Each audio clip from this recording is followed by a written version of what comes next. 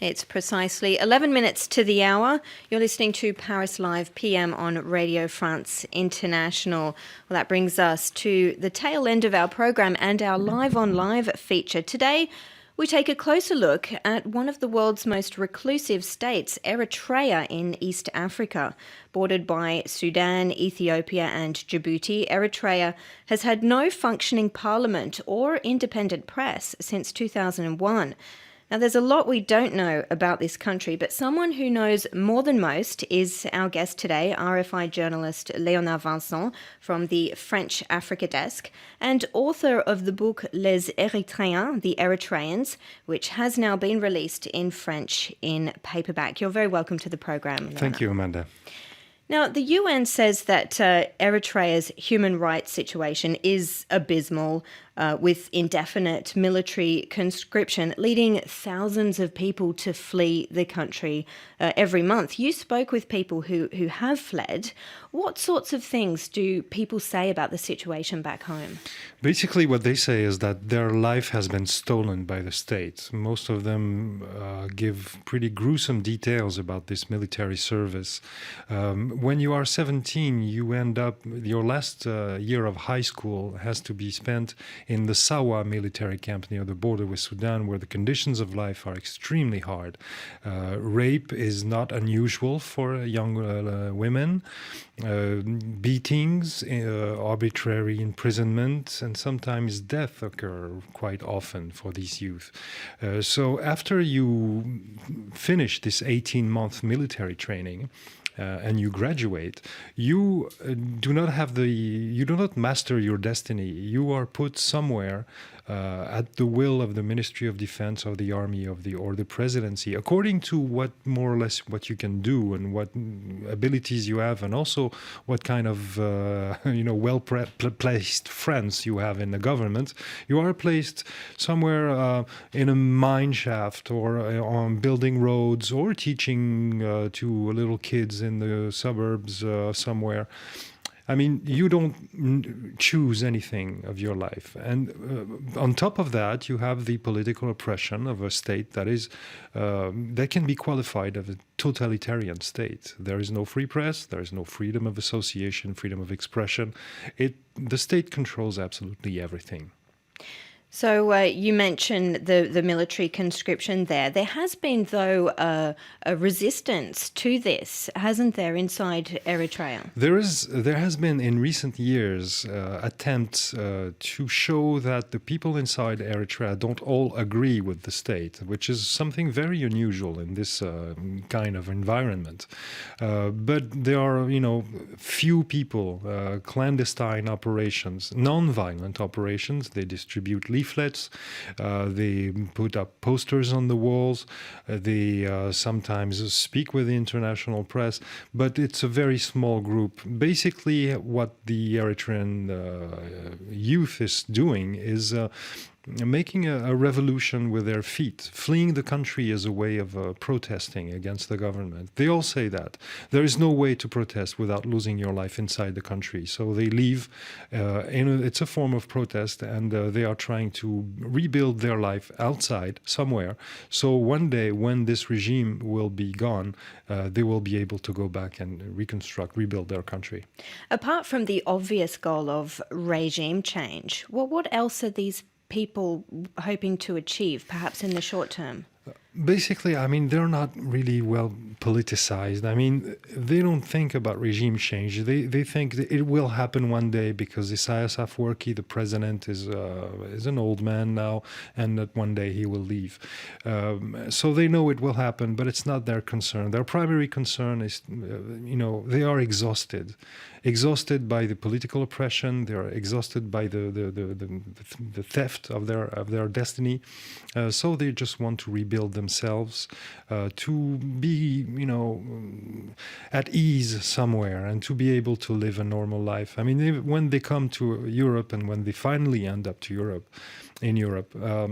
They just want to be forgotten and to have a normal life, to have a job, have kids, have a family. And sometimes they don't even want to speak to a journalist because they just want, things to go away.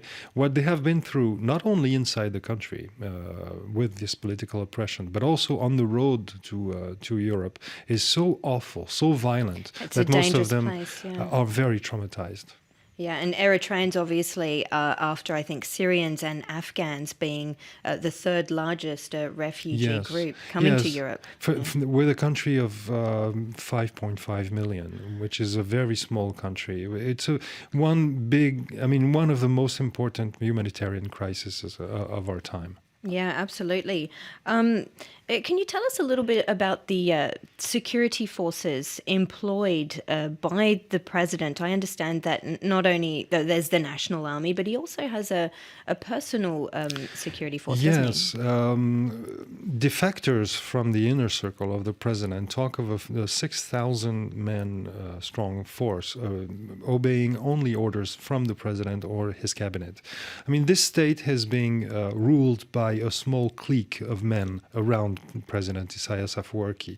There are 5 generals who have, they are governors of provinces, of the 5 provinces of the state, and they are the ones sharing the business, sharing the money, dealing with the everyday problems. And on top of that, there is a small clique, like a mafia group, like a mafia family, where Isaias Afwerki would be the capo di tutti capi, the big boss. And he has his own private army with very well-trained, well-armed, well-equipped men.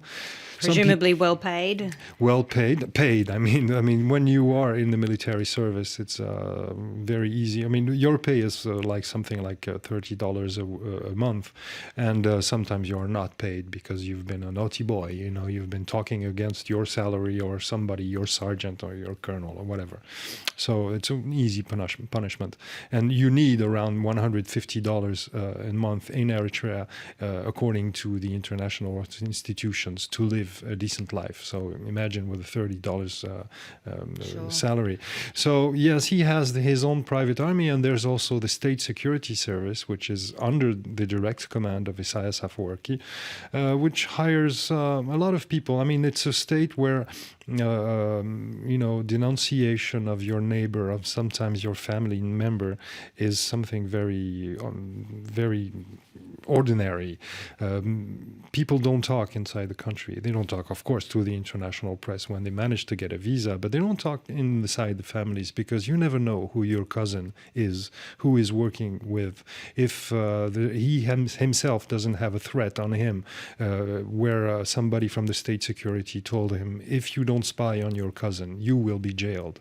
And, being jailed in Eritrea is not like in most countries in the world. There is no due process. You don't have a lawyer. You're being put in a cell somewhere in one of the 300 detention centers around the country, and you are being forgotten. You don't have a trial. You don't have a case to defend. You're just been put there, and you will be freed when the general who is in charge of your detention center decides that you can go free.